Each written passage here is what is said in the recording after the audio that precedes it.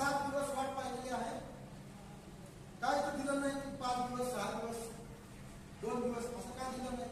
त्यांनी पूर्ण 7 दिवस वाट पाहिलेली आहे.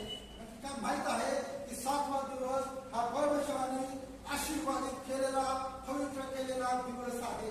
हालेलुया. मला आज तुम्हाला काय सांगायचं, आज तुम्ही कुठल्या संकटात आहात मला माहित नाही, तुम्ही कुठल्या आजारपणात आहात मला माहित नाही, तुमच्या आजूबाजूला किती समस्या आहेत, किती संकट आहेत हे मला माहित नाही, तुमच्या आजूबाजूला किती शत्रू आहेत हे मला माहित नाही. पण आज देवाचं वचन आलेलं आहे की त्या 7व्या दिवसाची वाट पहा, त्या 7व्या दिवसाची, त्या दिवसाची वाट पहा.